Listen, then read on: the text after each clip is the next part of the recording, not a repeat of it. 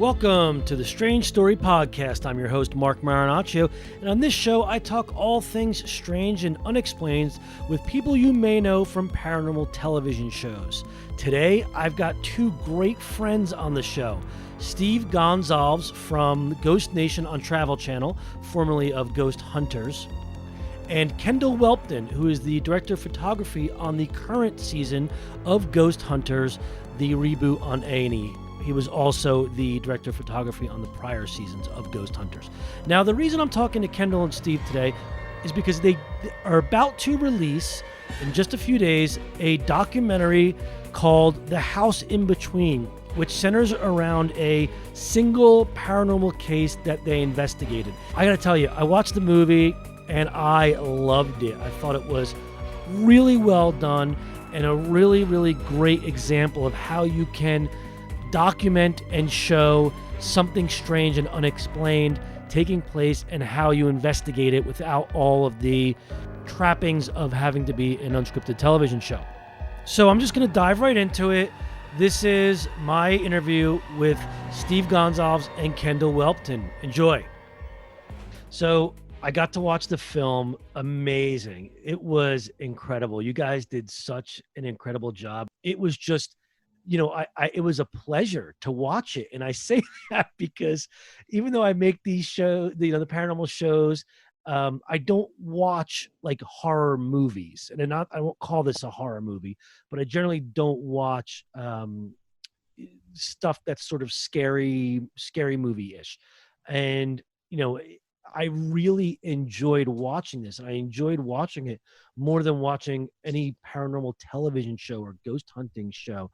And I think it's a credit to you guys, both your obviously your experience, right, and this the amount of time you've put into the field and the craft of storytelling, but also just you had a really good story there. And I was watching it. I wound up watching it a couple of times because I was like, I want to make sure I didn't miss anything because this was just so well done. I mean, just from all the different options, from the options of the shots, to the options of the different people you had coming in participating, just the way that you pulled the curtain back, right, and you broke that wall, and it was a very transparent documentary. It felt so real and so authentic and so just engaging because of that. I just, the music choices, the B-roll, just the way, Kendall, the way that you shot it from your shot selection, your camera movements. I was just thrilled watching it. I was not only enjoying it, but also really happy for you guys as well.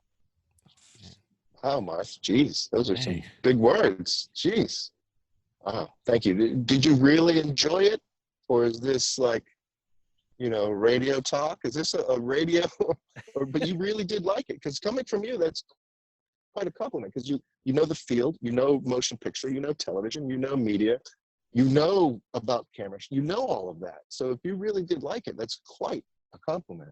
Yeah, which is why I didn't, when we're setting up, and for everyone who, most people know this, but obviously we have to hit record and get set up and chit chat just a little bit before starting recording. And that's why I didn't say any of that until we actually started recording, because I really wanted you guys to know how much I genuinely enjoyed it. And, you're right. I mean, I don't generally say that about a lot. And now look, there's plenty of shows and projects that I like elements of and aspects of, right? Like, a particular piece of investigation or equipment or theory or emotion, personal story. But I can say that not only did I like your film more than any other paranormal documentary that I've ever seen, but also that I choose not to generally watch many paranormal documentaries because they're not as engaging as yours was. Wow, man. Thank you.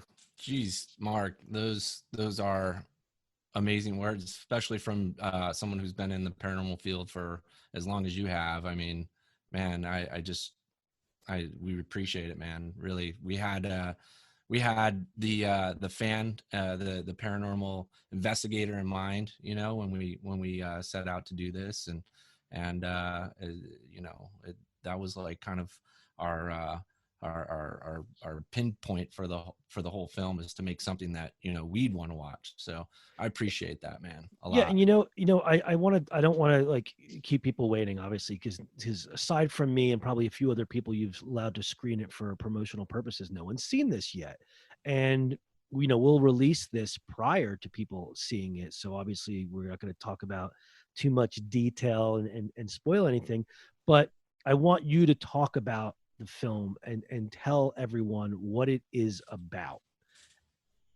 and then I've got a lot of questions. Yeah. Steve, You you know, want to start out from the beginning, how you kind of met Alice, and then I can jump sure. in. Yeah, you got it. I met Alice, and she had a true problem in her house. And So sorry, just to interrupt. So Alice is the subject of the film. For anyone who doesn't know, it's a feature documentary centering around a woman and her home and her experiences, and her name is Alice. that's right. Yeah, I met Alice, went to her home, and through the local investigators there, and saw that she did have a problem. And at first, you always sort of, because you don't know how much is real, how much isn't real, how much is misinterpretation, how much is, but it didn't matter because I could see how much it affected her. Whether what was happening there was legitimate or not, she was truly terrified and hasn't lived in her house for 10 years, but refused to sell it because she loved it so much. She really did build that house to be her dream home where she wanted to raise a family and her daughter, and that was taken from her, and so then I started seeing other aspects to it that were really intriguing, such as the only case I'd ever heard about that was a continuous study for 10 years straight, a residential study where the house was uncontaminated under full surveillance. And that was intriguing. And also the fact that the local investigators felt like over time that the house was learning to communicate back. And they were, in essence, kind of teaching it to communicate back. And we're seeing results that were correlated directly to that direct communication, which is something I hadn't heard about before. And all of that together really started me thinking, like, this is something that, one, I need to really help this woman, so I need to get involved. Two, this should be documented, for people to see. And I started thinking about, how we could go about that. And of course, Kendall, having worked with him and thinking he's a genius, which he is visually and just his ideas, everything. And I'm not saying that for this. I've told him that since the day I've met him in 2005, that he's a genius. So I knew he was the first person I wanted to get in touch with in terms of visually and creatively, artistically, all of that. And obviously he knocked it out of the park. But then when it came to, directing it, we both had the same vision. We didn't want to make it horror. We wanted the content to stay and stand on its own, right? Scary because it's real, not scary because we made it scary with jump scares and all of this. It is just scary. But we also, both of us, wanted to focus on the humility of it, what somebody goes through, the stigma attached to it. How does the town react to this? How does the politician, the local vibe, what is happening? What does she go through on her daily life? And also how it brought her and the local investigators together. I mean, that sort of is a tickle from beginning to sort of how we decided to start filming it. And that's it from the beginning to sort of where our jump point started. So let me ask you this. So you guys, you said that this place has been, the investigation that was going on there was going on for 10 years. That's right. Wow. Yep. That's incredible. And that what I found fascinating, and I'm glad you brought it up because it's such an important aspect in paranormal investigation, is the idea of teaching whatever you're communicating with how to communicate with you, right? That's sort of something people take for granted. They go into a location with a contraption in their hand and assume that whatever or whoever they're trying to interact with knows how to use that.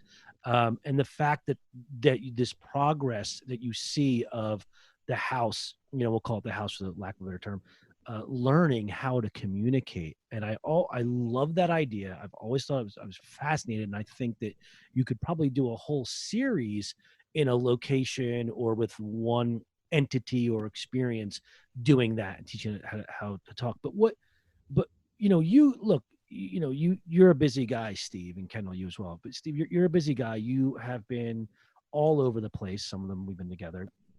You have your pick of any investigation or any paranormal experience or report that you could go investigate yourself or work on. What made this one the one you guys chose? I think a few things. First, the homeowner. Alice is a gem of a woman and is truly terrified. And I knew that she needed help. She really, really did. The local investigators really just want nothing but the best for her.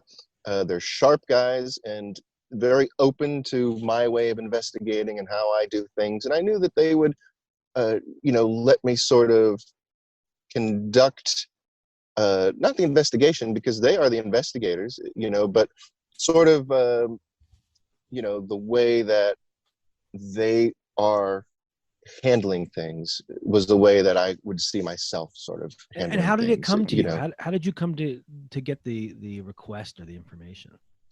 They had reached out to a mutual friend of mine a few times. He was actually a booking agent at the time, many times, and eventually I said, okay, let me talk to this woman and that team there. I talked to them over the course of a few weeks, and then decided to go to the house and investigate and see what's happening there. Went to the house. I actually went there twice and had some experiences, but just saw the genuine,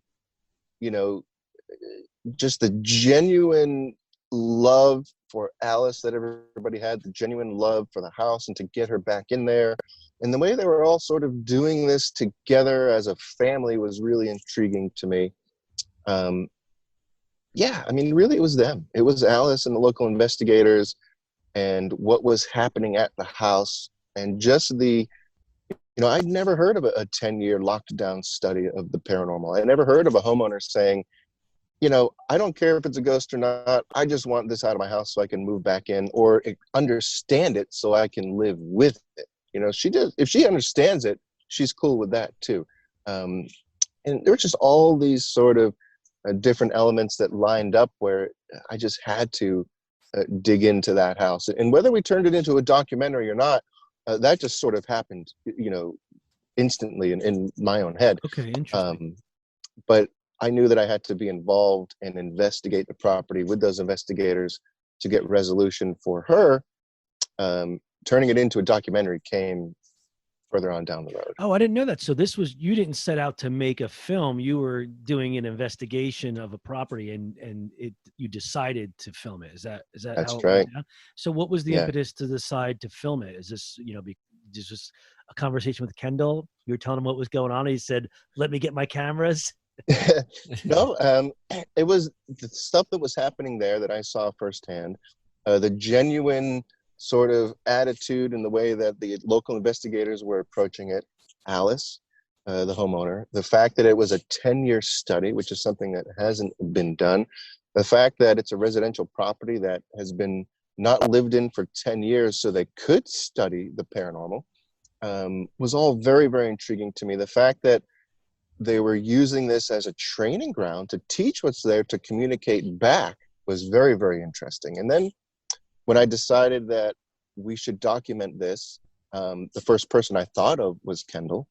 Obviously, we'd worked together many, many years. And as we've already said, he's a genius when it comes to film and all of that. And so he was my first phone call. Said, "Hey, man, I'm thinking about turning this into a documentary. Would you want to get on board?" And he took, a few days or weeks to go through everything and make sure it was something he wanted to be involved with. And then we saw eye to eye on the vision for it. and then joined forces, put together our production team, and went to Mississippi and filmed it. And you guys probably really missed each other, right? So for anyone who doesn't know, Yeah.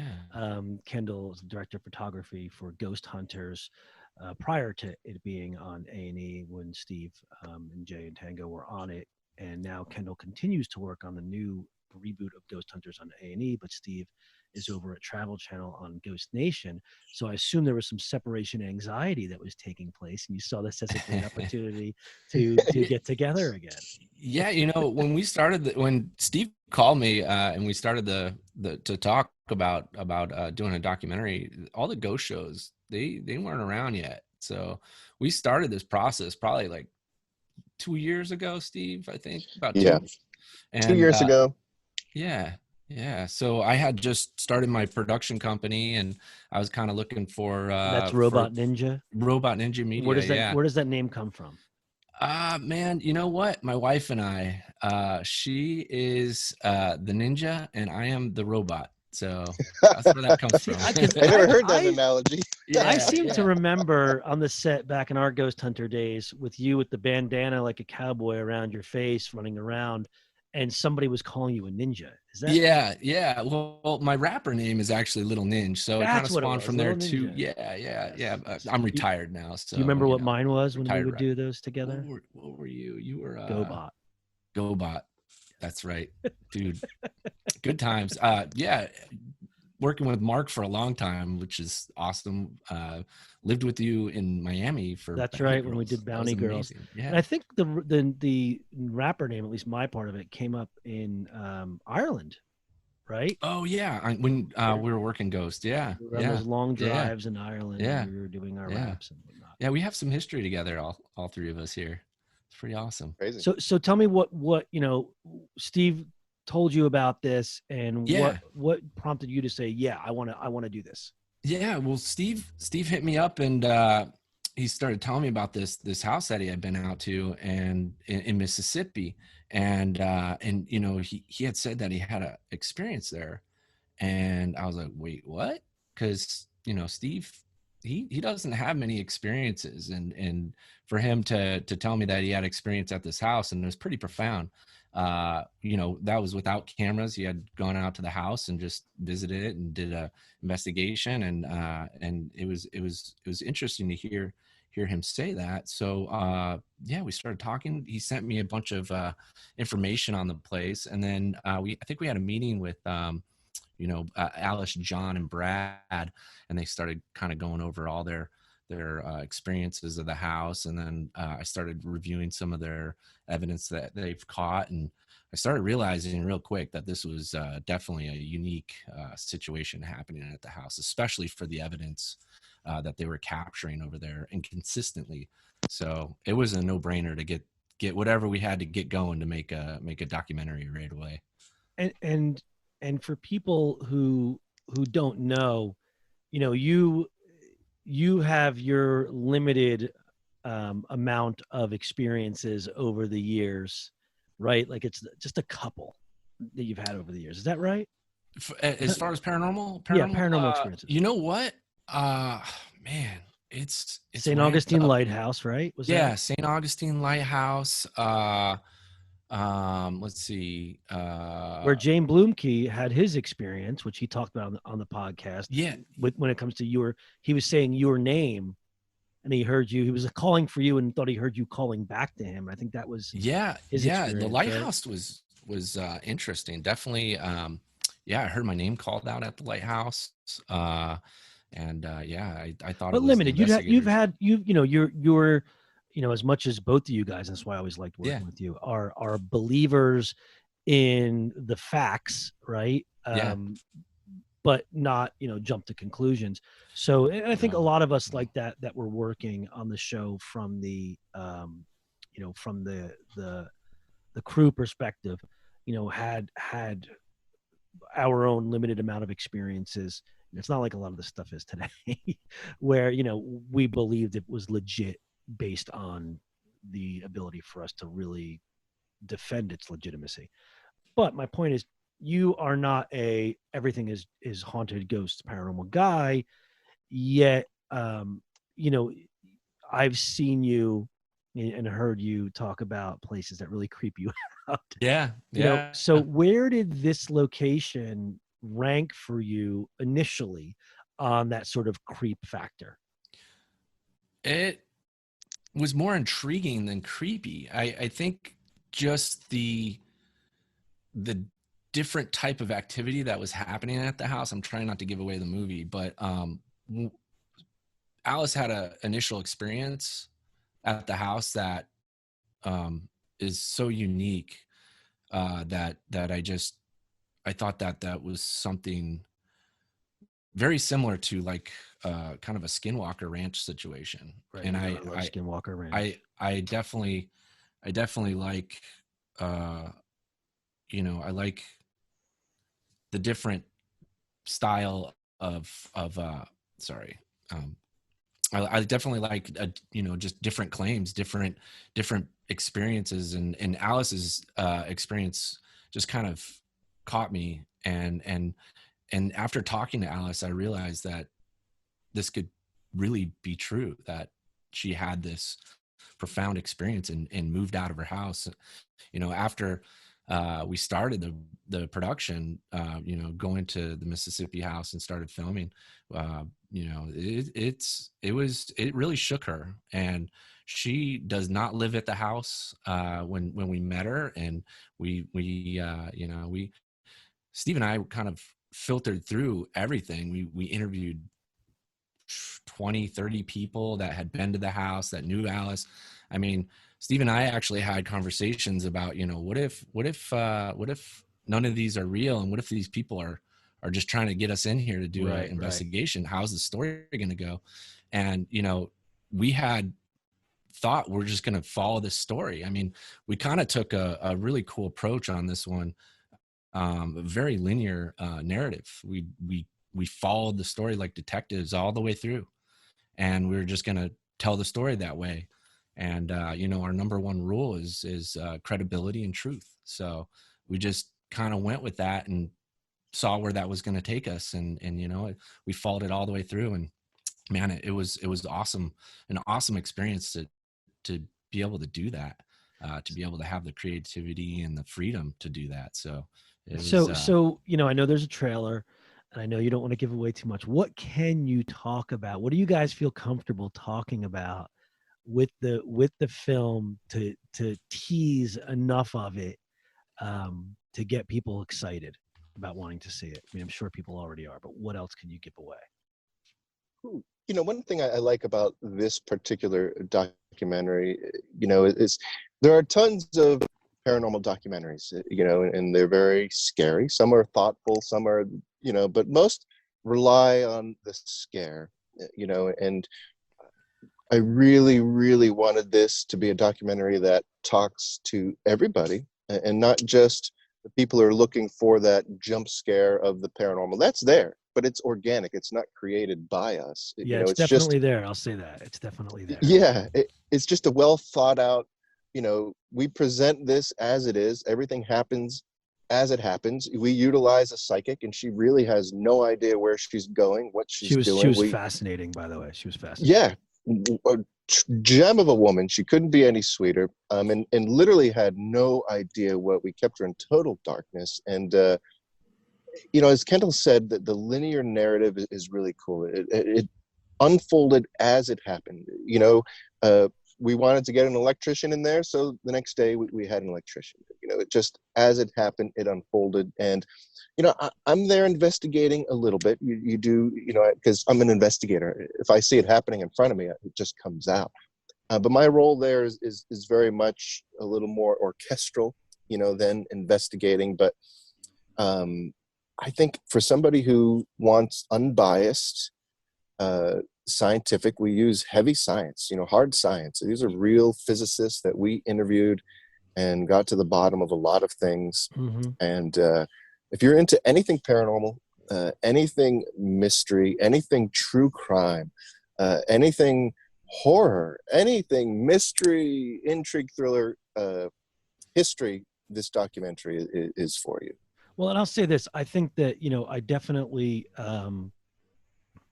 I definitely sort of gravitated towards a lot of the science that you guys Sure. used. I thought it was incredible. I was, surprised in a way to see such legitimate scientists engaging this conversation with you guys right off the bat. I thought that was incredibly valuable. And look, I don't think you should downplay your participation. I know, you may not be walking around with the meter in your head all the time, but I felt like you were absolutely a part of the investigation. So let me ask you guys this. You did have some hardcore legit scientists. So how did you get them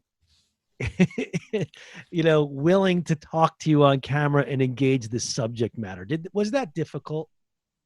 That was probably the biggest challenge of making this film, was getting credible professionals to speak on camera that weren't in the paranormal, like scientists. And we reached out to a ton, maybe 20 different geologists and scientists. And so it was tough, man. I think it was funny. One geologist made fun of me trying to get them to talk about the paranormal. People don't really want to go on camera and talk about this stuff. So it was challenging. And I mean, Dr. Dye's interview, Steve did an amazing job sitting down, interviewing a scientist. I mean, it was awesome. So we got lucky that Dr. Dye and Dr. Michael Denon agreed to do the film. And so those are two different scientists you had. Can you tell everybody what their individual disciplines and fields were? Yeah, we used Dr. Dye, an amazing physicist, very, very smart. He was amazing to talk to. We sat down with him for I think it was a full 2 days, and really just interviewed him with everything. And, hard scientist, you see in the thing, like, he doesn't believe in the paranormal. He doesn't believe in ghosts. So we're getting unbiased information. We had to disarm him. At first he was very, but for the scientists that said yes, I probably went through, like Kendall said, 30 or 40 that said no. Or we'd have some that say yes, but they were wholehearted believers in the paranormal. And we didn't want that either, because then you're getting a little bit of a biased sort of there. Sure. We wanted somebody who said, that's not really my thing. I'm hard science. So that was important. And, just as an investigator talking to him, I was able to dispel some things that I've believed as a paranormal investigator, and, concur some things. I'll leave it to the documentary to speak, but right. Don't give too much away. Yeah, but it was really, really cool. Science is not looking at the paranormal, because to study the paranormal, you need repeatability, which you have zero. You need a controlled environment, which you have zero, and you need a way to measure, which you have zero right now. So science will not look at it. They're starting to look at the effects of it and studying it that way, right? For instance, in our film, and we're not giving anything away, because you see in the trailer that, a ball moves or whatever. And for them to sort of, him to look at that and try to figure out what it can and can't be, is very...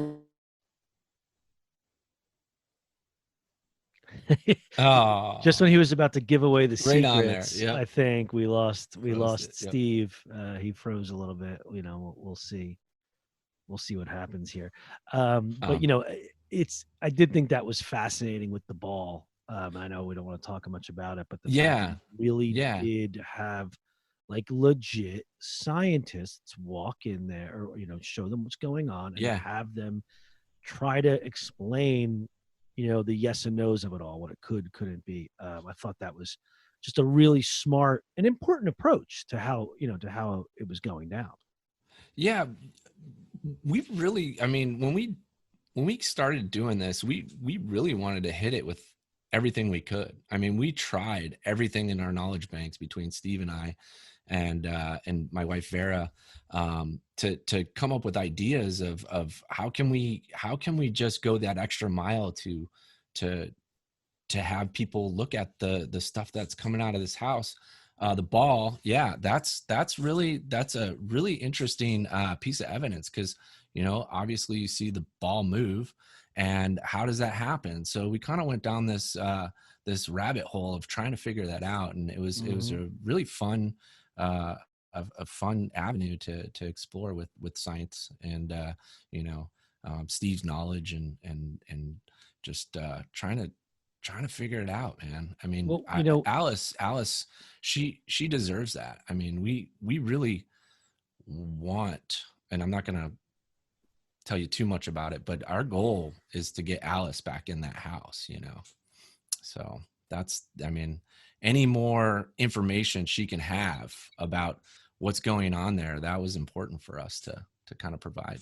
you know, and I'll tell you this, getting back to the sort of the style, the filming style, what is most valuable, or not most valuable, what's really valuable about the way that you filmed this is you were able to do with this film what we are unable to do in television shows, which is let things breathe, Right. give it Yeah. time. Yeah. And I think, you know, to Steve's point, the jump scares being organic come from that, right? You can hang on a shot of something long enough for the anticipation to build, whereas in television, it's got to happen, it's got to happen, it's got to happen.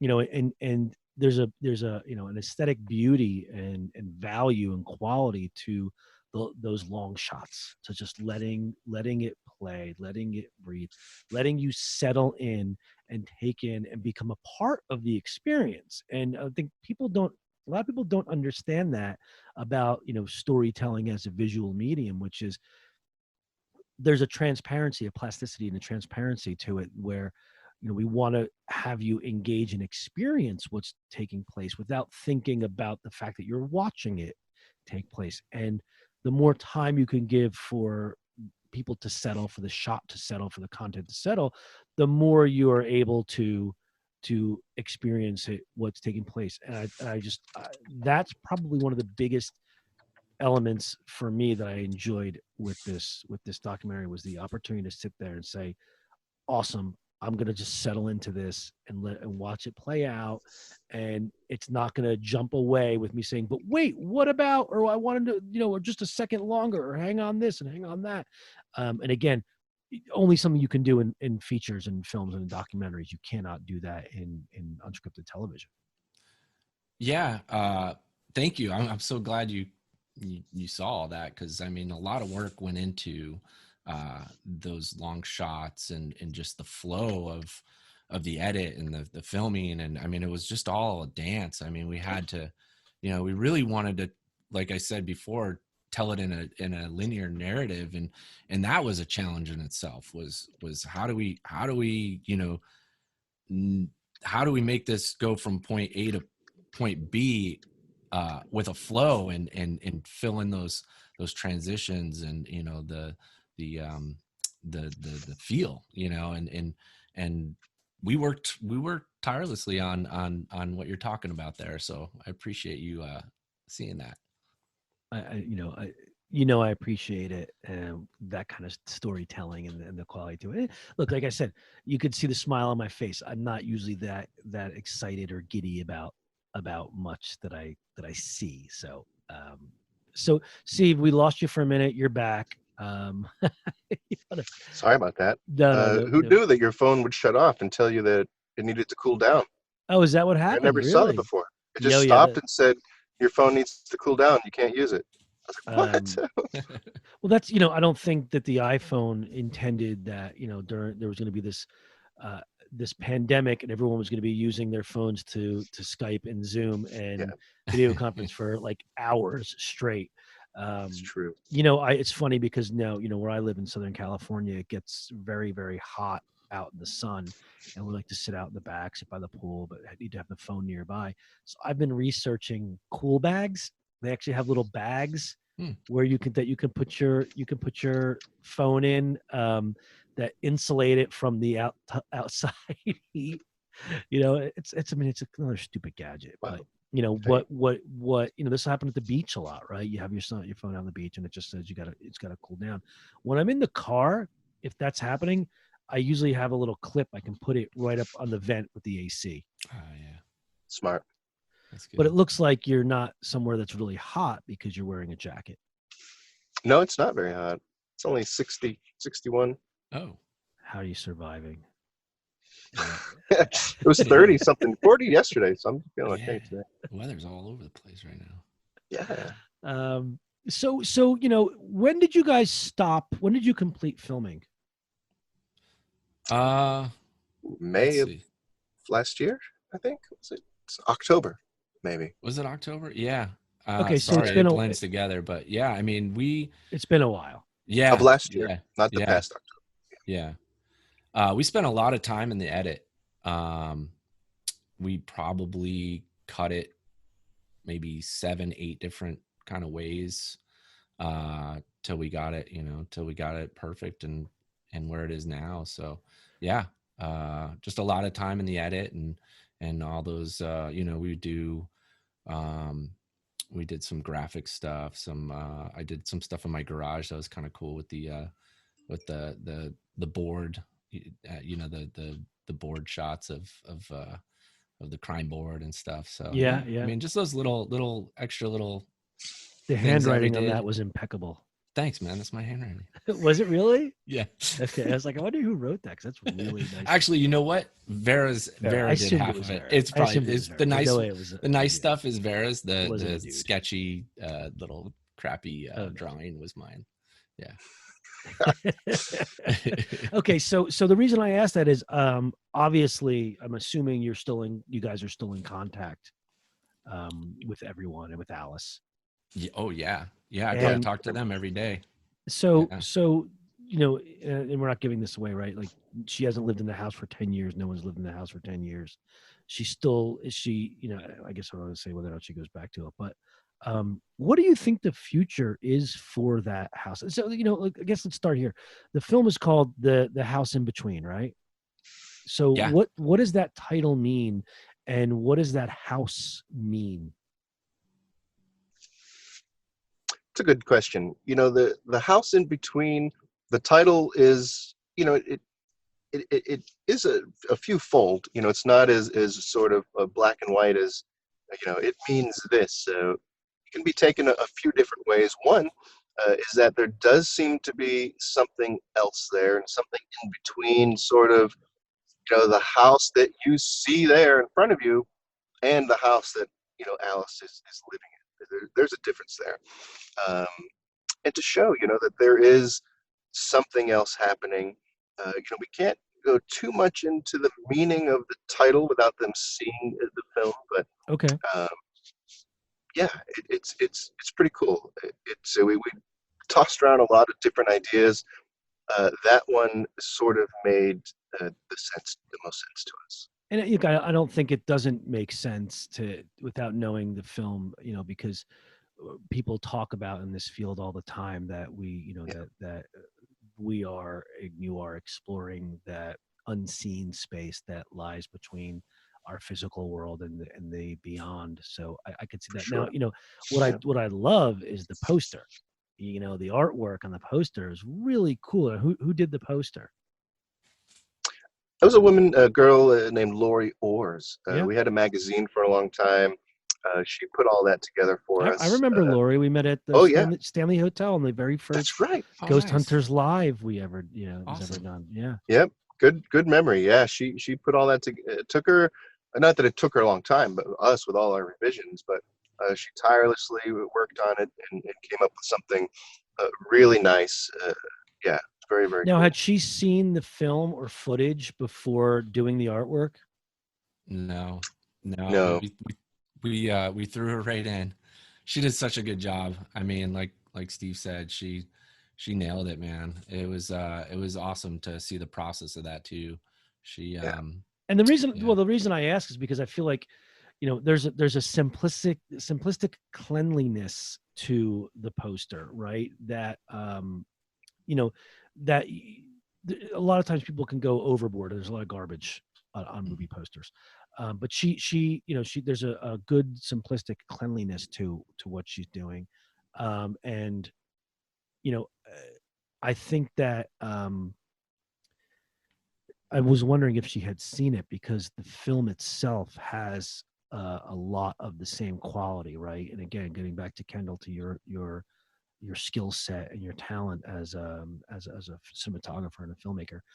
The God, it's, you can immediately feel the feature motion picture aspect of this project in the way that it's filmed, and because of that, it feels bigger than a television show. And obviously we know that a lot of the process is different, but not like the difference in the cameras now isn't massive, right? So, I know you guys use the red for that. Yeah. And not everyone's shooting reality shows on reds. No. But, if you used like, the Amira or something like that, it would still look very filmic and feature. People do use the Amira on television shows as well, but they don't have that look, that feature look.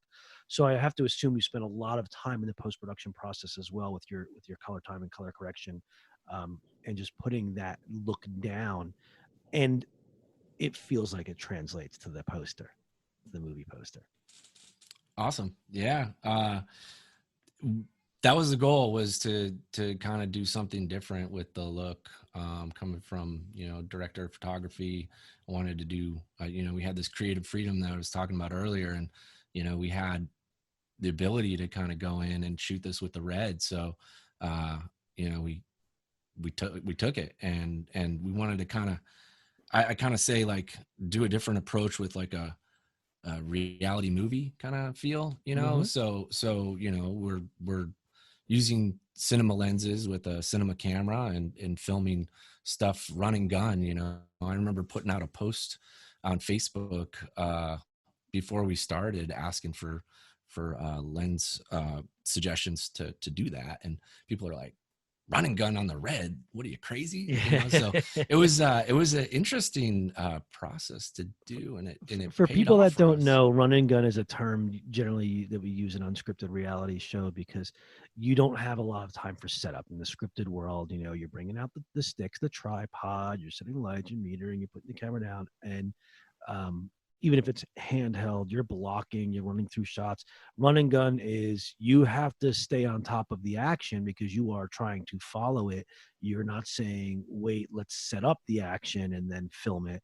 And you have to move very quickly. So you also need to be able to swap batteries, swap lenses, cards, the rig, the gear. You just have to be able to move very quickly and follow very quickly, because you can't stop what's really taking place and really happening. So, I'm surprised to hear that, it was surprised to see that you had red, and you can see it, right? There's some times where the camera shows your rigs and what you're using. I was like, oh my God, that's massive thing. Like, insane. Yeah, But it really works. Heavy. I mean, but that's like, right? The pain brings the value. It was worth it. Yeah. That was a bit of a technical challenge. I remember in the beginning, when we had our early conversations, just saying to Kendall, I want it to be very cinematic, to be movie. This isn't going to be a paranormal documentary where it looks like we have our handheld. This is above and beyond, an actual real deal studio quality documentary. And I remember Kendall saying, well, how do you film an event? Like, if we got to get, how do we? And it was a bit of a technical, but he, lined it all together, and we went back and forth on cameras and lenses, and everything just lined up, and everything he put together to capture that mood and feel of the run and gun investigation.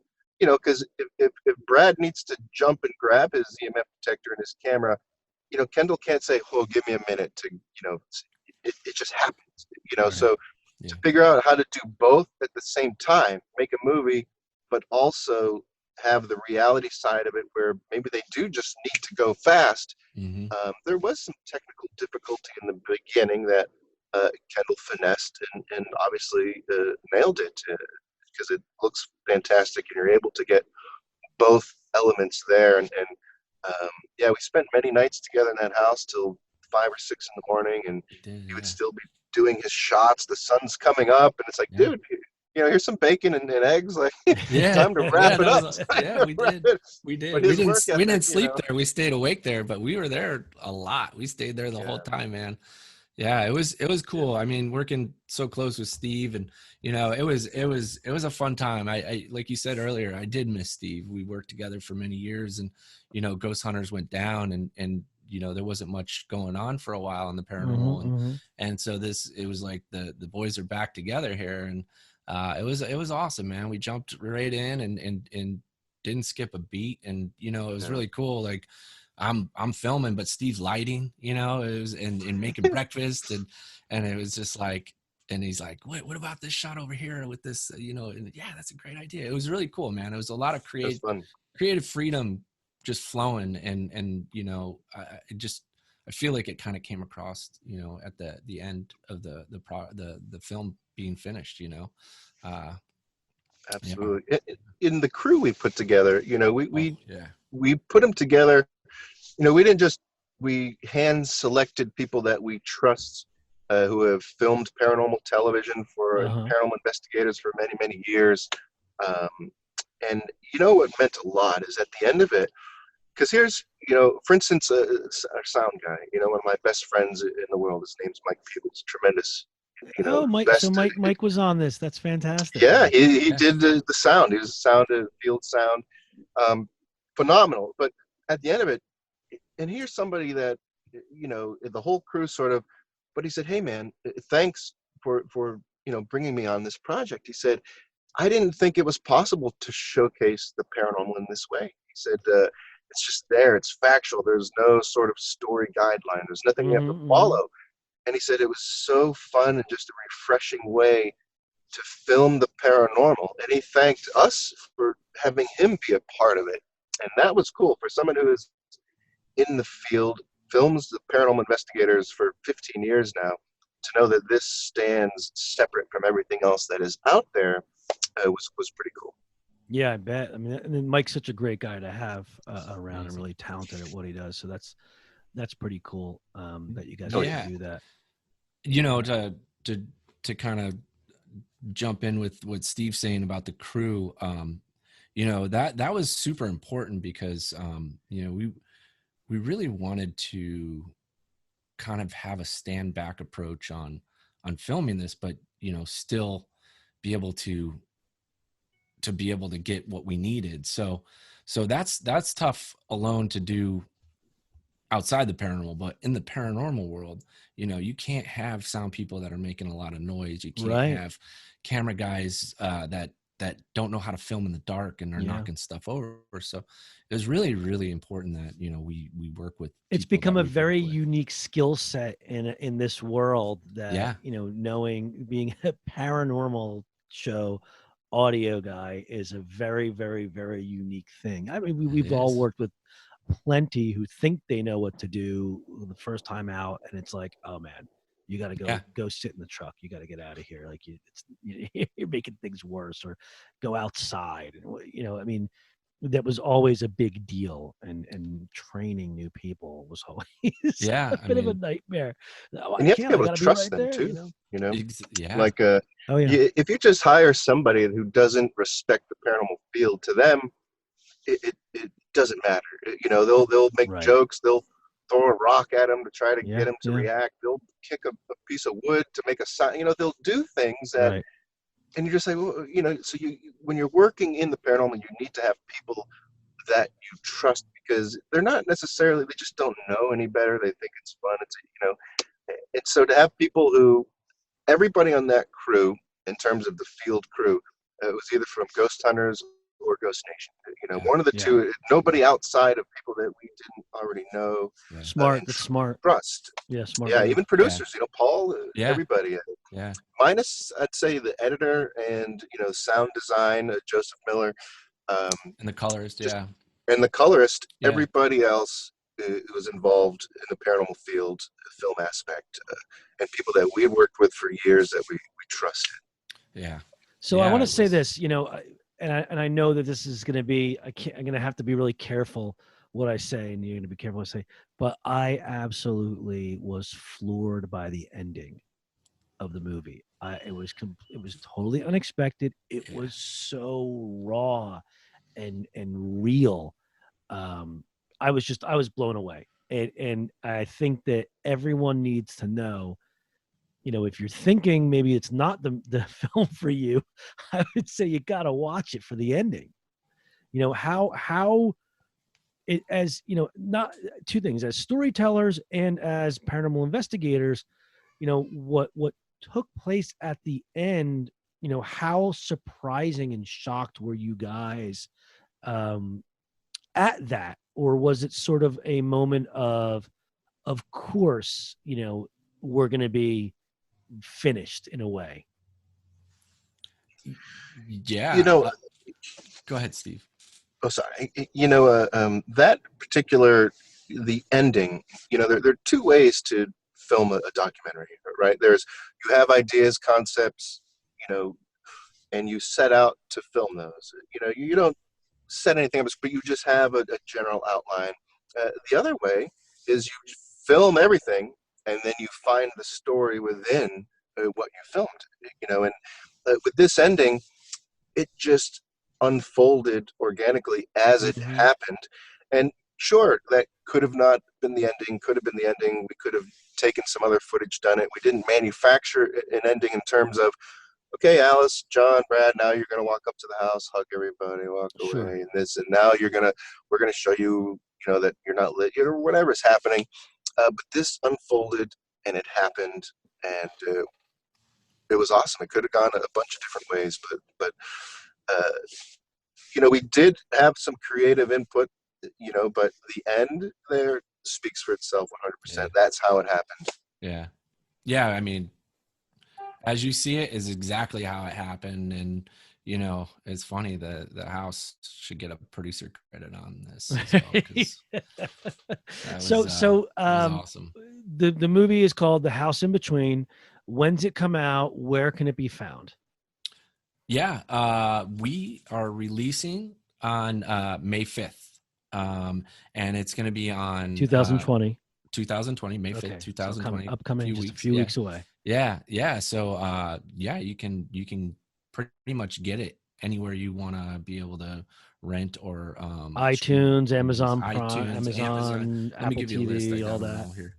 Let's it's see. Pre-order now on iTunes. Yeah, head over to iTunes right now and pre-order it. Definitely. Okay, so pre-order. It's on pre-order sale it right now on iTunes, and it's how much of a discount? It's half off right now, so it's $6.99 right now on iTunes, and then as soon as May 5th hits, it's going to go up to $12.99. So it's 50% off, not exclusively for Strange Story podcast listeners. Well, actually, I set you up with a discount code for some of our merch for your listeners. Okay. All right. So I'll put some links up to you if you hear that, a discount on merchandise for the movie. Yeah. Thank you so much. That's really cool. So so let's just reiterate it once again so everyone hears it clearly. The release date, where to find it. Tell me your handles, websites, Facebook pages where people can go to learn more. Yeah, House in Between. It's available now, pre-order iTunes and on Amazon if you want a physical copy. May 5th, it's released everywhere that you buy movies and streaming platforms, video on demand, just about every single major one you can imagine, even up in airplanes and all that stuff. You'll be able to get it, watch it. May 5th, it drops. And then what about social media, websites? Yeah, if you want to head over to our website, thehouseinbetween.com, you can sign up for all kinds of information, and we're doing giveaways and just anything that we got coming up, because we're gonna have some cool stuff happening over the next few weeks here. So very head cool. over to the website. That's thehouseinbetween.com. Thehouseinbetween.com. And so, Kendall, you're on hiatus from Ghost Hunters right now, right? You guys have completed the second season. Yeah.